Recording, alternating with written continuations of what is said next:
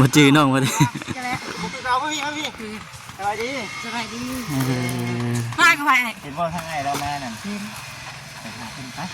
คือว่าน้ำผมดูโทรศัพท์อยู่ผมดูโทรศัพท์อยู่โทรศัพท์อยู่อ๋อสบายดีก่อนสบายดีแล้วเห็นได้เห็นหน้าหัวโลดเนาะ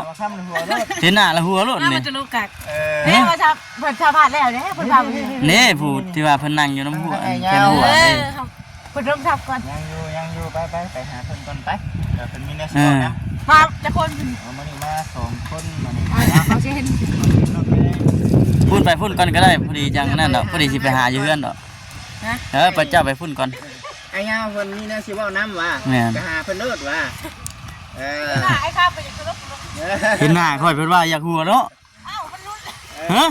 มันรุดเลื่อยบ่แม่นว่าตกแต่งเฟอร์นิเจอร์บ่แม่นสายเลื่อยเลื่อยไหมประมาณนี้ได้บ่ประมาณนี้โดยหรือว่าเอาน้อยกว่านี้น้อยกว่านี้น้อยกว่านี้บ่โอ้เพิ่นก็สิบดไหนเนาะหักบางเทื่อหมุนได้เพิ่นกะติหมุนแบบนี้กะติเนาะเอาแบบพอดีพองามเนาะแม่นถึงจะสะอาดได้แต่ว่าท่านนี่เนื้อเลยแล้ว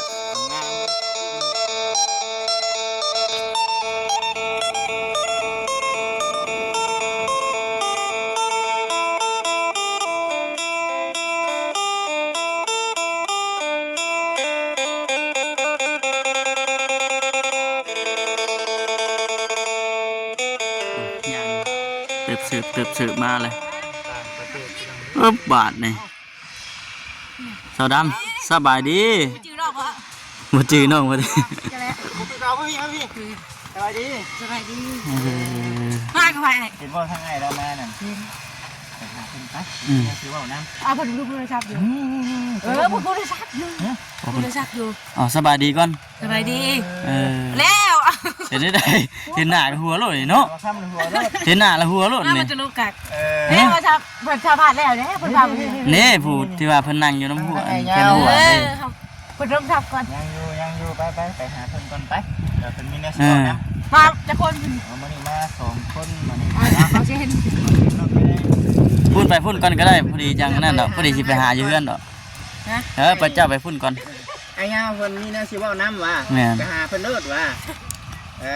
ไอ้ข้าไปอย่างรถเห็นหน้าค่อยเพิ่นว่าอยากหัวเนาะฮะ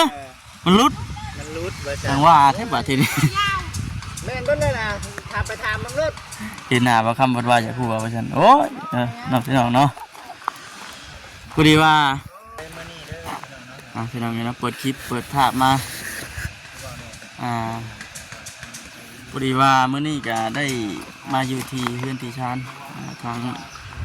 น้องดำเรียกว่าสาวดำเพื่อนนะพี่น้องเนาะมื้อวานนี่บอกคำกับบ่ได้มาเฮ็ดเวียกน้ำเพื่อนแน่ว่าซั่นเมื่อนี้ได้มีโอกาสมาแล้วก็มีทั้งไอเตียงเพื่อนในพี่น้องไอเตียงเพื่อนก็มาไอยาวในหลายผู้หลายคนอยู่พี่น้องมาเมื่อนี้ก็ได้พี่น้องเนาะก่อนอื่นก็มีแต่ว่าทักทายสบายดีเด้อพี่น้องเด้อเนาะทักทายสบายดี FC กันเบิดสุขคนพบเจอกันอีกเป็นปาเป็นเคยเมื่อนี้ก็ได้พี่น้องเนาะก่อนสิเข้าไปเยี่ยมไปยามเดี๋ยวเข้าไปโอบไปลมกับน้องดำเพิ่นเป็นจังใดเลยท่านหลายผู้หลายคนมาเยี่ยมมายามเนาะดีมุกดีใจอยู่บ่ก่อนสิเข้าไปก็มีตัวสีโอลมกับมันผูกเป็นเรือแล้วก่อนพี่น้องเนาะเข้าไปถามไทยเบิ้งมาเป็นได้ อันนี้ก็ชื่อว่าเห็นข่าวดีทางบริษัทเพิ่น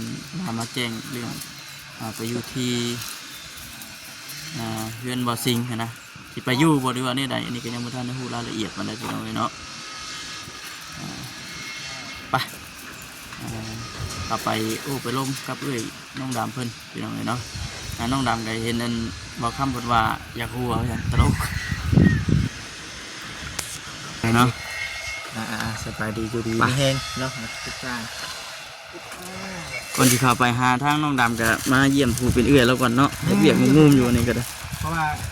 เขาเองก็คือว่าอะไรพี่น้องเนาะมันใส่ลิ้นให้ทั้งไอ้เพิ่นเนาะถามไทยทั้งน้องดำบันก่อนว่าเคยมาแล้วก็อยากให้ผู้จักน้ำกันนั่นแหละเนาะเพราะว่า น้องคนตัวนี้เป็นได้ไรนะพอทางไอดีมาสัมภาษณ์นั่นก็FC เป็นผู้หลายคนหลายตึกเนาะแต่การยังคนนี้ก็เขาก็สิมาถามไทยอีก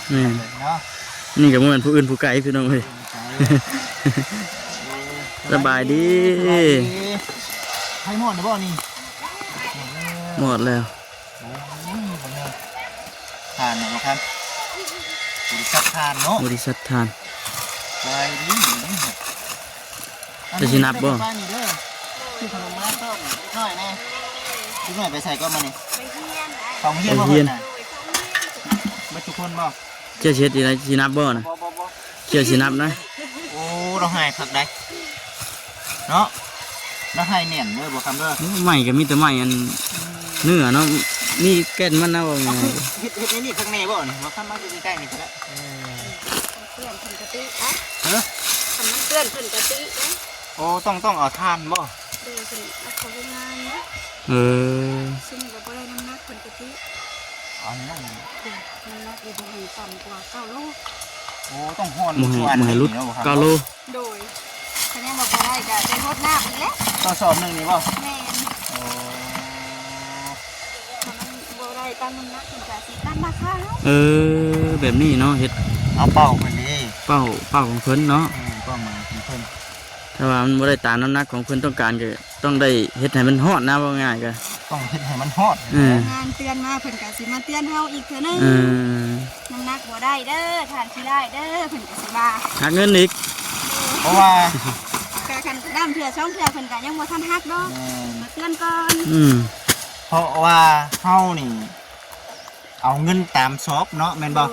ถ้าหากว่าเฮาหายทานกรุงคิงนี่อยากได้ทานหลายซอบเพื่ออยากได้เงินนี่มันก็บ่ได้อีกเนาะต้องเฮ็ดให้ถึกเป้าตามเป้าเพิ่นเนาะเป้าดิเอาแบบนี้แม่นบ่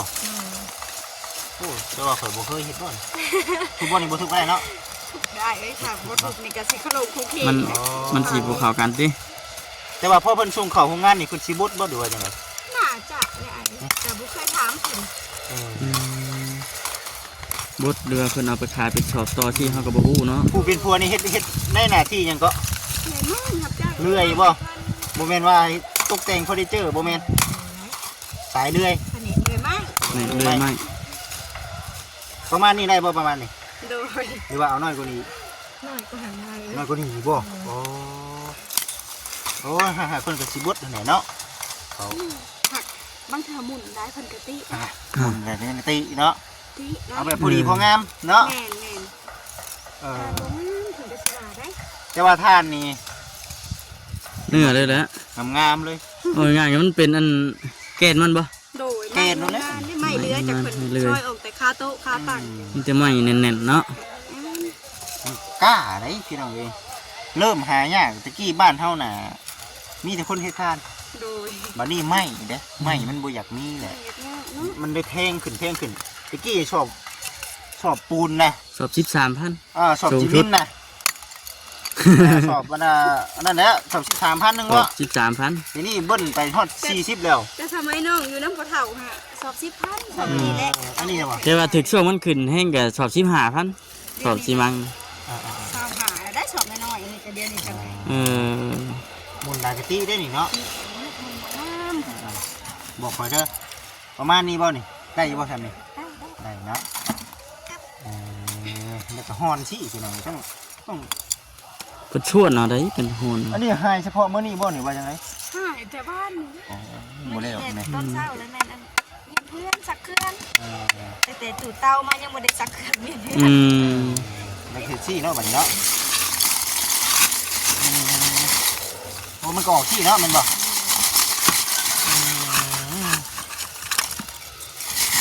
ซี่เอาส่วนนี้เลยนี่เนาะส่วนจีเลยเป็นฐานน้อยนั่นเด้มีหยังน่ะนี่เลยมีระเบิดอีกจังมันก็บ่อึดได้มันประจำอยู่นี่เท่าไรเดือนละไหน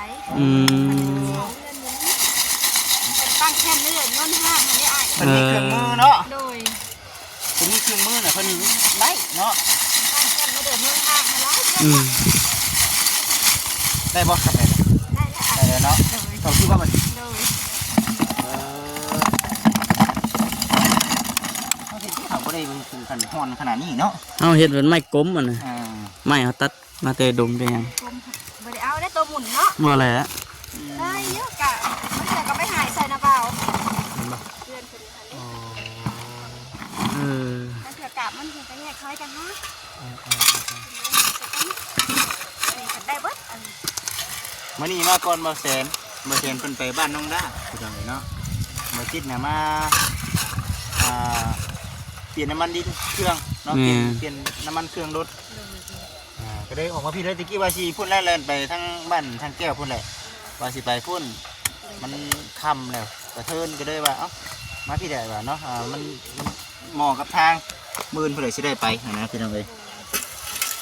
นี่ก็จักสิเท่าใดเด้เนาะใช้งานนี่ถือว่าเติมหนึงเลยไป อืม เนาะ ตัวนั้นน่ะใครอยู่ตัวนี้ โอ้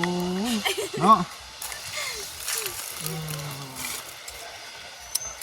สุดยอดพี่น้องเนาะคุณได้มืออีกจัก2-3 มื้อคุณได้เสร็จสิแล้วนี่เนาะ โดย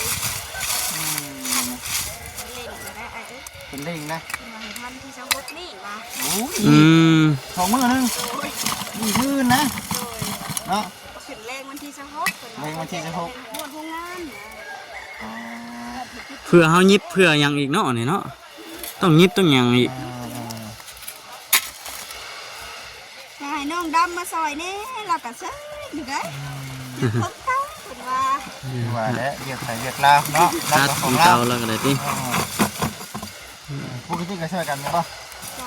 มันบ่ข่อยมาเด้มันจะน้องแล้วไปซอยเพิ่น อืม บ่น่าเพิ่นโบกเด้เพิ่นยิบบ่อยากงามยิบบ่อยากผ่านเพิ่นยิบห่างและผ่านอย่างเฮีย อืม เจ้เพิ่นก็สั่งให้น้องนี่แหละไปยิบให้เพิ่น เอาแต่ติดตรงเลยเนาะลุยไปสู่ไป ใส่สิแล้วแหละ แต่ของทางน้องดำนี่ยังไม่ทันได้จุดพี่น้องเลยเนาะ เริ่มเลยค่ะ กำลังเริ่มทม ผมแล้วเลยเนาะ ย่างได้อ่ะ ย่างอยู่ เรื่อยๆที่ข้างหลัง อืม เลยอีกก็ เออ พี่น้องเลยเนาะบุกใจบืนตัวนี่พี่น้องเลยเนาะมื่อนี้ก็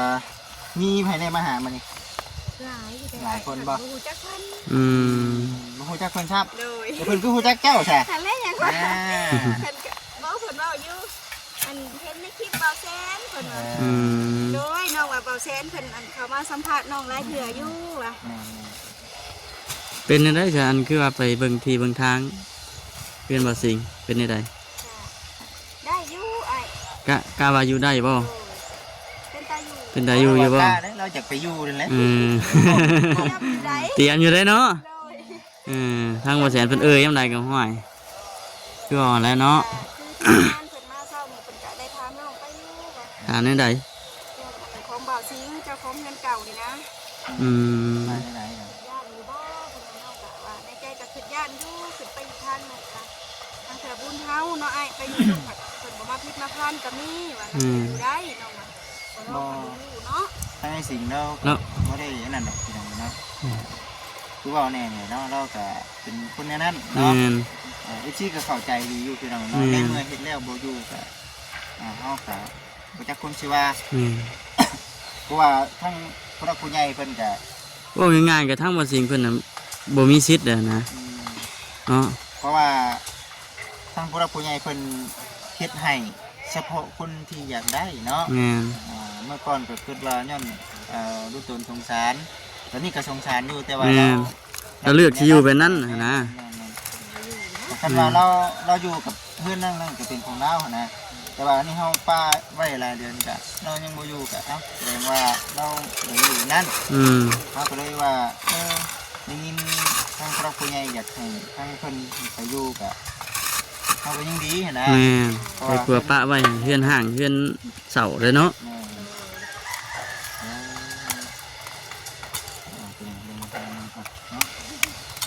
เมื่อยบ่ ฮักกะลงนะ หากะลง โดย พักเที่ยงหากะลงนี่บ่ โดยฮักกะแล้วเรียก กินข้าวกินน้ำแล้วก็ พาให้ลูก มาลุยต่อ น้ำนี่เป็นน้ำบาดาลน้ำหนองน้ำบาดาลมัน ผัดกบเพิ่นเด้ได้ถึงแท่งแล้วก็เปิดลงมา เออ ลุยบุกบืนเพิ่นกันเลยพี่น้องนี่เนาะ ผมบ่ทราบเนาะคักเด้ยากเด้อพี่น้องนี่ค่ะมีติเกนเอารถใหญ่มาแม่นบ่นะเขา เอารถใหญ่มั้งแก เอารถ เอา ใหญ่มาแล้วก็แบกขึ้นบ่ แบกขึ้นแล้ว พี่เจ้าแบกบ่หรือว่ามีทีมงาน ให้ เด็ก น้องดำเพิ่นได้เพิ่นเอาขึ้นทานนะ บ่ โดย น้องดำมีชายเมาขึ้นทาน โดย เออ เครื่องสุดบางแล้วนี่ก็เพิ่นได้ขึ้น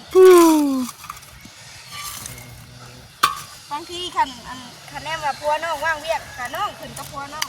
คันแนมว่าพัวบ่ว่างเวียกบ่มีผู้เลี้ยงกับน้องดำกับมันน้องเคยหัวหน้าเพิ่น ขึ้นท่านนี่เพิ่นให้อีกต่างหากบ่ 150 150 โดย ร้อยชอบตัว50,000 โดย เออ อ๋อเนาะ200ชอบ แสนหนึง 200ชอบตัวแสนนึงเนาะ โดย เพราะมันยังหรอกเพิ่นหลายจ้างเลยดิหลายแนวจ้างเลยเนาะอ่า อยากคนไปส่งอีกแล้ว อ่า ไปรถไปช่วยล่างอีกแล้ว อันนี้จะเป็นไม้ของเพิ่นอีก กระสอบเด้กระสอบของเพิ่นอีก ชื่อแล้ว เดี๋ยว เสื้อผ้าหน่อยชื่อเออ ชื่อน้ำเพิ่นบ่หรือว่า โดยคนที่ชื่อมาให้ก้อนเดี๋ยวคนที่ให้เงินให้น้ำลาย เออ เป็นของเพิ่นเพิ่นนะ ของเพิ่นเนาะ เพิ่นยังฮักเอาอยู่ดิ หากระลงมือนะอันนี้ก็ได้เนาะ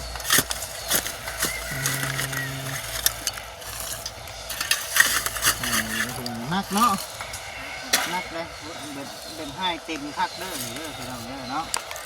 เป็นยังมาตรวจอยู่นะ ยังมาตร เพิ่ วน จ ตรวจ ก็ย่อเบิ่งนะ งอมึงอีก ย่อเด้สอบได้เบากับบ่ผ่านเด้อ ตัวนี้มาพานเนาะจะมาคิดเบิ่งคือ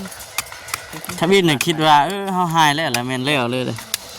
ต้องตามจำกัดเพิ่นเนาะเพิ่นจำกัดเท่าไหร่ก็ต้องเฮ็ดเท่านั้น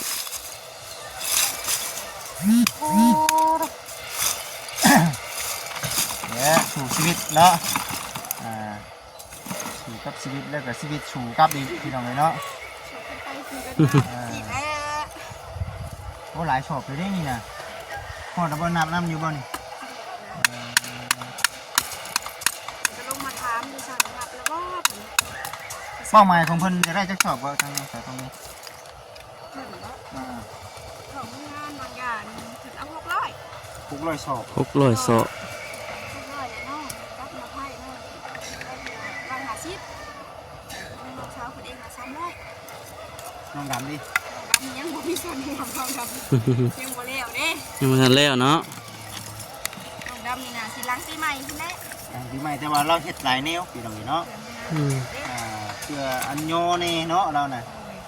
หมดกันไหนแล้วมาหลับจ้างถึงผ่านนี่จะได้แล้วถึงน้องเก่งนะเราโยนฝนผ่านเฮาสมไว้ โยน เวียกเฮ็ดเวียกนี่ให้กูผู้ชายเนาะ มันสิล้อได้มาเอา เฮ็ดเวียกนี่ให้กูผู้ชายบ่อยู่บ่คำว่า เราเฮ็ดแบบบ่เพ่งกับตัวเอง บ่ เนาะ แม่ เฮ็ดแบบบุกแบบบ่เพ่งตัวเองนะ เป็นเหมือนโบแพงกระโตปันได เอาเฮ็ดเต็มที่นะว่าเฮ็ดนี่คือเฮ็ดโลดนะพี่น้องเลยเนาะมันก็เลยว่าข้าวอยากให้มันเลี้ยวนะเนาะ อืม เขาก็อยากให้มันเลี้ยวอยู่พี่น้องด้วยว่าทำกำลังเขาแหละเนาะแต่เพิ่นแบบเป็นคนแนวนั้นคือเขาเห็นนั่นแหละแล้วเป็นมินิตั้งแต่เกิดเลยบ่อันน่ะทางตรงนี้ เอ้า เห็นบ่ ดูถ้ากับน้องก็น้อยน้องก็จำความได้แล้วพากันลิ่นน้ำพอเฒ่าบ่อยู่ในน้ำน้องพอมากน้ำเป็นไข่เลยทางน้องนี่แม่นลุงป้าพาไปห้องหมอ อืม ในทางน้องดำเพิ่นนี่ได้ยินเขาว่าเพิ่นนั้นใจขาดแล้ว ดินน้ำนะ โดยเพิ่นละอุ้มมาหายาคูอยู่วัดนี่แหละคือของยาคูเด้ โอ้ เป่าเอาจังหวะเดินขึ้นมา ตะกี้เนี่ยโบแมนนี่บ่น้องด โดยก็สิแม่นนะน้องก็ยังน้อยไล่เลี่ยกันกับเพิ่นบ่แม่นหัวปีถ่ายปีพ่อน้องกับเพิ่น อืม ำไปดินน้ำกัน โดยอยู่นำกันเท่ากับน้องเดี๋ยวเขาอยู่นำเขาไปตักพื้นลงเตา ดินน้ำดิ ตักภาษาเด็กน้อยให้ได้ยินน้ำมันมีน้องน้ำเด้ โอ้ฉันบ่ฉันมันก็เลยเป็นแบบนี้แบบนี้เนาะ อืม ว่าหลายๆคนบอกขออนุญาตนำเนาะ FC เพิ่นก็โอ้ยเบิ่งคือโปรตีนแท้บ่จิตเนาะ แม่นคนบ่ร้อยคือ เป็นบ่ร้อยแต่ก็แบบนี้ก็เป็นตาสงสารเนาอยู่ได้พี่น้องเอ้ยเนาะหากเราน่ะบ่เคยสร้างครอบครัวเนาะ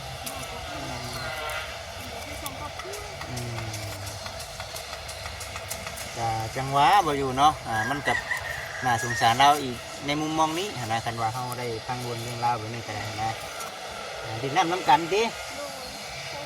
ตรงน้องดินน้ำกัน นักลีน้ำเขาไปอยู่ มาขับแข่งขึ้นมาก่อนบ่หรือว่า แต่ได้ไอ้ขึ้นนอนตื่นมื้อเช้ามานักงัวเถาเขาลุกบ่ได้แต่จื้อได้ว่าเพิ่นหันออกไปห้องหมอนางดำหรือเขาเอามาทางที่ ขึ้นว่าอยู่ในหนองน้ำที่อุ้มขึ้นมาบ่แม่น ขึ้นมาแล้วจะได้เป็นไข้ ขึ้นมาแล้วเป็นไข้ มันกระทบกระเทือนนั่นแหละเนาะกินน้ำไปหลายแม่นบ่สมัครเนาะสมัครขับแข่งเนี่ยน้ำขึ้นชั่วโมงในนั้นในนี่เห็นเนาะนั่งดีที่ว่าเฮาบ่ได้ขาดสติอยู่ในน้ำได้เนาะนั่นแหละพี่น้องเอ้ย กับฟื้นจากไข่นะคะ นี่ยับมาห่มนี่ก็ได้เลย ฟื้นจากไข่นะคะยังน้องติ๊กน้องน้ำก็ได้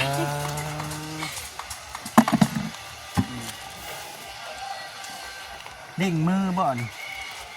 เด้งมือให้ได้เนาะเด้งมือให้มันแล้วพี่น้องเนาะ จะว่าจะเพิ่นเล่งแล้วก็จะเล่งขึ้นกัน แม่นบ่ เห็นได้ไหม สมมุติว่าแล้วแหละเฮิงบ่ได้เฮาสิได้เอาเข้ามาอีกเรียนอีก แต่คันนี้มีพื้นกัน บ่ต้องรออีกบ่ต้องรอถามพื้นอีกบ่เอ้ย พื้นบ่มีเด่นอัน เขาขาเอาใส่ก็จัง คงงานเขาได้ไอ้ ขาเอาเศษของเพิ่นเรื่อย โด แม่ ย นนี่บ่ เพิ่นซอยออกเรื่อยออกแล้วจะไปเก็บ อีกอย่างก็มันหลายคนเฮ็ดเนาะหลายเจ้าแน่ของเพิ่นแน่ของโตแน่บัด เจ้าก็ทั้งอาสาทั้งนี้ รวมเบิดน่ะ อาเฮ็ดทานนี่ อยู่เทิงนะก็สี่ ห้า ที่ ห้า ห้าเจ้า ทงนอก ห้า 5ติ โดย 5 ห้าหกทั้งเจ้เองอีกผลกะเพรา เจ๊ก็เฮ็ดเพื่อนอีกบ่ยอมปล่อยให้ลูกน้อง เจ๊ เนาะ กับเตาละ100 200ผู้ได้เพิ่นก็น้อยหน้าไปได้เพิ่นก็ได้ ก็สลัมจังว่าม่วนเลยบ่เมื่อยว่าซั่นเฮ็ดเวียก จะม่วน เราเป็นคน เดี๋ยวมันหลายคนเฮ็ดสิดอก เมื่อยอยู่ คู่ นะแค่สิบาทเนาะ ก็ให้กำลังใจเจ้าของกันแหล้วเนาะ เป็นได้สักบอกน้องว่าเอ้ยน้องบ่เฮ็ดบ่มาแต่สิจะให้กินเฮาจะตอบแม่ขาไปเอื้อยก็คือนั่นนี่แหละ บุตรีแล้ว เอื้อยก็ได้ บุตรีได้เงินมาว่าเป็นก้อนอยู่แต่ว่าเฮามันมีภาระเด้เฮาเข้าใจยี่ดอกพี่น้องเนาะแม่นยี่ดอก บางเถื่อเพิ่นได้หลายกว่าเฮาได้ ผู้เดียวกินอีกเนาะ คือเตาบางอย่างเฮาได้เงิน300,000เราได้ล้านหนึ่งผู้เดียว อ๋อ ดับมาบ่พอยืมเลยแล้วเพิ่นก็หัวได้ผู้เดียวเพิ่นได้ ผู้เดียวมันบ่มีภาระในนั้นในนี้เนาะ มันเป็นเจ้าของคนเดียวติ เพิ่นอยากใช้เงินเกินอยู่น้อยนึง เอารับเป็นนั่นแหละพี่น้องเอ้ยเนาะก็มีแต่ว่าเบิ่งไปเนาะคิดไปพิจารณาเบิ่งไปนำกันเราสิเป็นคนในนั้นแล้วก็ใส่เงินก็คือ FC เห็นนั่นแหละเนาะตามจิตตามใจเราแหละเบิ่งเขาแล้ว คนใจผู้เดียวเนาะ คนเดียวผู้เดียวเด้ คนอยู่ผู้เดียวใจผู้เดียว ก็คือว่าเขาปกติก็คือนี่ได้ปกติวันนี้เขายังใช้ไปหลายก็เขาเป็นยังคิดเห็นนั่นอยู่เนาะแต่ว่าเราเป็นคนว่าตรงนั่นแหละตัวโบเป็นเนาะทำโบเป็น ตามเพลงเราแหละ เพลงบางคนบ่ถือชากับพิษเถียงกันกับเราก็มีเนาะ กับเอื้อยยังได้ตี ในหน่วยว่าช้างคนอื่นทุนไก่เนาะเอาเมื่อไรพี่น้องเลยนะ ตอนอยู่น้ำกันค่ะเป็นอย่างให้เฮาเด้อุ้ยจุดถิ่มสะบ่เงินนี่วะ เป็นให้เนาะ ทำเอ้ยจุดนะได้เฮาอยู่ก็อยู่เงินเพิ่นทำเอ้ยจะไปสิไปจากจุดถิ่มมา ช่วง จะช่างหายแล้วก็มาฮอดนะเพื่อน เป็นตรงนี้นั่นเนาะเอาสิลองไปน้องเบิ่งกันไปเนาะถูกแน่ทั้งเจ้ากับสายทางนี้เด้อเนาะขอให้ความฝันเป็นจริงนั่นแหละเนาะหลวงพ่อเชนเพิ่นก็ว่าช่วงเร่งเนาะบ่คำเนาะผมคิดมาเมื่อวานนี่ชีว่าคือมาคำแท้บ่ซั่นนะพี่น้องเอ้ยมันถึกช่วงเวียกแน่กระเทินได้มาเลยอยู่แถวใกล้ๆกับแวะซะบ่ซั่นนะ ไก่สิฮอดบ้าน ไม่ได้ไกลเลยพี่น้องอยู่ใกล้ๆนี่เด้หลายคนอยู่มาหามื้อนี้เนาะดีแล้วเขามาหาเนาะเพราะว่า ได้เล่าอยู่ว่าเพิ่นกับประสานให้อยู่ได้ค่ะ หนึ่งคือเฮาอยู่ อยู่ในโลกโซเชียลเนาะทาง YouTube น่ะรู้จักเบิดทุกคนนั่นแหละที่จะชื่อเจ้าน่ะบ่จักทีมงานในชื่อเนาะว่ามีไผแน่ทางห้องว่ามีหลายโพดเนาะแม่ก็ได้หูจักแล้วก็ทุกคนก็ว่าดีใจได้แต่เขามาเห็นน้องว่าโอ้ยน้องก็ดีใจคือกันว่ะพ่อชุมอ้ายว่าบ่คิดบ่ฝันว่าชุมอ้ายสิเขามาฮอดมาถึงว่ะบ่เคยเห็นก็ได้เห็นเหมือนกันตินั่นเนาะเนาะไปข้างนอกเพิ่นก็ห้องถามแต่เช้านี่สิได้ขึ้นเรือนใหม่ดีใจนำเด้เพิ่นว่าโอ้ยสาธุย่อมือสาธุย่อมือก่อนซะเนาะคันแม่นความจริงก็โอ้ยสาธุเนาะสาธุบางความจริงก็คือบ้านคือเมืองเพิ่นเฮาบ่เคยมีชานสังครอบสังครัวมาแล้วบ่เคยมีเฮือนมีชานคือว่ามื้อใดเนาะที่ว่าเป็นตามความเป็นจริงเนาะสาวทองมีกับครอบครัวไปอยู่เพื่อนเบาสิงเนาะก็สีมาถ่ายอัปเดตให้กับอีกทีได้เบิ่งอดีตเพื่อนเบาสิงซะเฮ็ดเดี๋ยวเรานอนหอดบ่สาวเถื่อเนาะเราบ่นอนเราเป็นคนในนั้นเนาะแต่ว่าอีกทีคือว่าผู้รักผู้ใหญ่เฮ็ดให้คือจะเฮ็ดให้ย้อนว่าเราเป็นในนั้นแหละแต่เราบัดบ่อยู่แต่สุดแกน้ำจิตน้ำใจของผู้ใหญ่เพิ่นนะในเรื่องของทางเพื่อนบ่สิเขาช่วยไปเนาะเราแต่ยังแบบเก่าอยู่เรายังมีการเปลี่ยนแปลงยังอยากอยู่บนเก่าอยู่นะเคยแบบนั้นใช้ชีวิตของเพิ่นจะมีหลายท่านเพิ่นกระทรงชานทั้งบ่สิงคือกันแต่ว่าเขากระทรงชานเพิ่นอยู่แต่ว่าเฮ็ดในเราเรื่องแบบนั้นคือเราสุดความสามารถแล้วเนาะว่าคนตัวนี้จะเอาทำเป็นความจริงแต่สาธุในมือเอาเนาะเป็นเงินจะได้เป็นคนจริงเอาหน้าเป็นคนจริงเนาะพอดีได้แล้วไปบางทันคือเราเหมือนว่าลูกชายคนนี้บ่ได้ของเรียนมาแล้วเข้ากันมาแล้วบ่ไม่ได้ใส่ขนมนั่นล่ะบ่ซื้อมาเด้อไปนอนเรือนภูเขาเพิ่นพุ่นนอนบึ้งเด้อหนองใกล้ชับแถวนี้เด้อระวังผู้น้อยอยากดื้อนี่เพิ่นมักกับน้าเบิ่งน้ำนี่คือสิเลิกเนาะตัวนี้ก็พายเรือได้เลยเห็นบ่เลิกได้น้ำเป็นน้ำรถจุกเนาะโอ้ยตื่นนอนได้ล่ะตื่นนอนมาบักลาลุงบ่าวซื้อมาให้เด้อแม่สักเครื่องวิผู้เก่าล้างให้รถย่างเพื่อนภูเขาผู้นี่นอนอยู่พุ่นอ้ายก็บ่อยู่เด้อ้ายไปโรงเรียนหมูลิ้นนั่นเลยพี่น้องเนาะคือว่าเมื่อนี้ก็โอ้ยดีใจหลายพี่น้องเนาะมีหลายๆช่องเนาะเข้ามาถ่ายให้เห็นเนาะว่ายังมีครอบครัวนึงเนาะที่กำลังสู่อยู่เนาะเขาเองก็เลยว่าได้มาเห็นก็ถือว่าดีใจนี่แหละ FC หลายทางรู้จักเด้อพี่น้องเด้อเนาะ FC หลายทางรู้จัก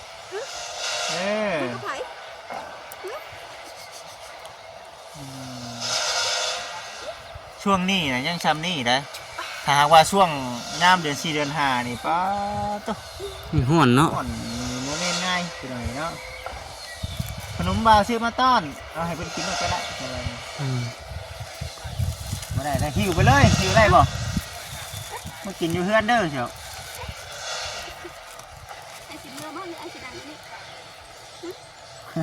ยังสลึมสลืออยู่เขา4 ปีเลยเขา4 ปีมานั่งกินเลยหากตื่นนอนมายังสลึมสลืออยู่นะมาพูดได้เฮือนพวกเขากลมน้องมาได้เนาะถือว่าสู้แน่เนาะคือยังไงเนาะเป็นเล็กน้อยตอนเป็นชาวกับผ้ากันบุกกันฮิตไอ้นี่ได้เป็นชาวแล้วเข้ากันอยู่บ้านเมืองไท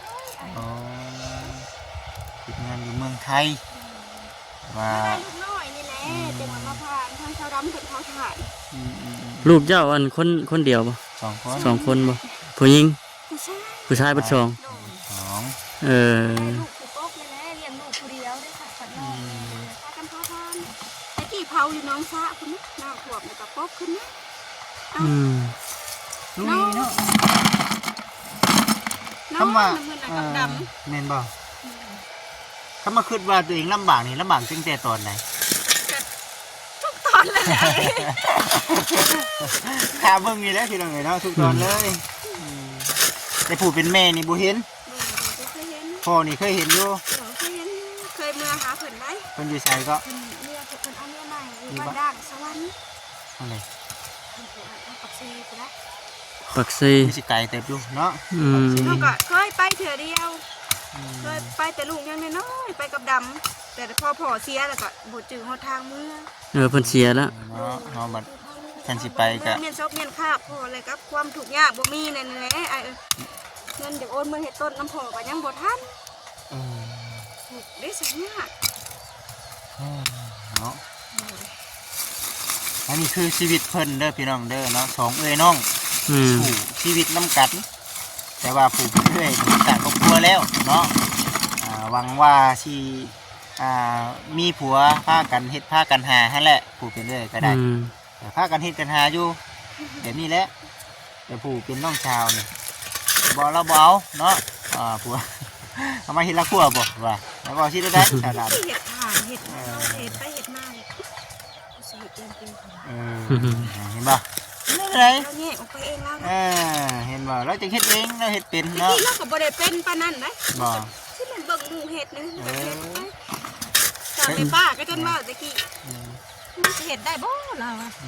บ้าเฮาว่าได้ได้คนกินแล้วซูซี่ได้วะแล้วก็บืนมาจนหมดทุกมื้อนี่ดำก็ได้ คือว่ายังชูพากันชูอยู่จังว่าเอาทนชูเอาก็มีหลายครอบครัวบ่ที่ว่ามาอาศัยอยู่นี่ ก็มีแต่น้องนี่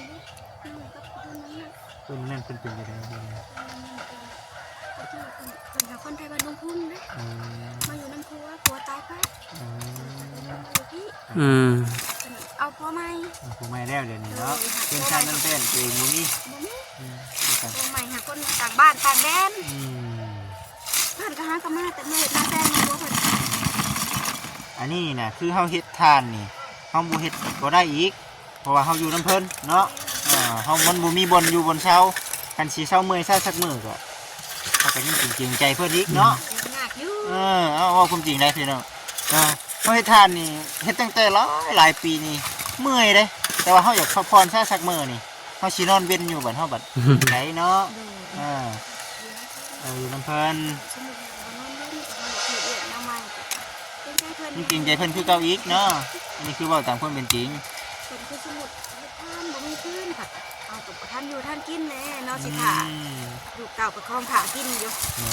แต่ว่าแต่ชุดจะดีน้ำเจ้าของโรงงานเพิ่นนี่แหละ ชุดจะซอยได้ แม่ชุดจะซอย เพิ่นกระถามเบิ่งอยู่ได้เช้านี้เป็นอะไรเด้เพิ่นว่า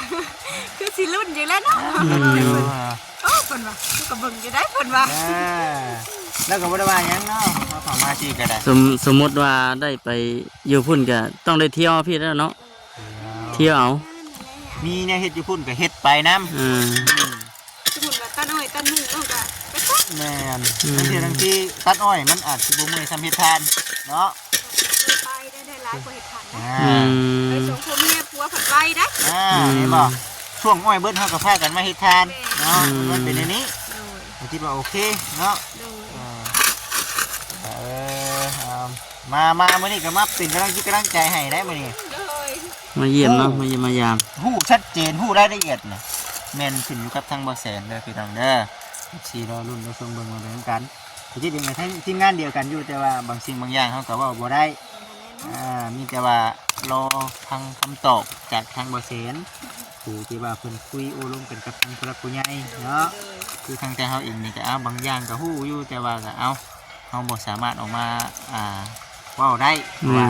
ให้ผู้พัวพันเว้าเองซะเนาะมันจังมีน้ำหนักกว่ากันเนาะคือเฮาเว้าก็ก็ดีใจน้ำเล่าคันว่าเราได้ไปเนาะให้บ่คำมีแต่ว่าทางอ้ายเพิ่นมาแล้วพี่น้องเอ้ยเดี๋ยวสิไปโอลมดินกับทางอ้ายเพิ่นก่อนนั่นแหละเด้อไอ้เตียงเพิ่นก็มาได้มื้อนี่ ฮันแหละ ชื่อเห็นอยู่แล้วป่ะ เห็น เห็นบ่เนาะ น้องยังสักเครื่องก็ได้เพิ่นก็ขับรถขึ้นไปฮอดพุ่น จังว่าซะถูกบ่อยู่ไอ้เตียงเพิ่นมาฮอดแล้วพี่น้องเนาะกับ FC เพิ่นก็คือสิเราเบิ่งเราชมไปนํกันแหละว่าสิเป็นจังได๋ครอบครัวเพิ่นนี่เนาะนั่นแหละ นี่แต่ว่าสู้ๆเด้อทางสาวทองมีเด้อมื้อไหนมาสัมภาษณ์ ไปก่อน เนาะ เอ้ยกับ มาอ่ะสบายดี ไปเถอะนะ มา น้องหืมบ่ เริ่มเพิ่มมาแล้วไปลายทานมากเลยโอ้ดีใจสุดเลยดีใจโอ้ ไปพี่น้องเนาะ ถึงทีมงานเขาเนาะ คลิปนี้ก็สิจบคลิปก่อนสบายดี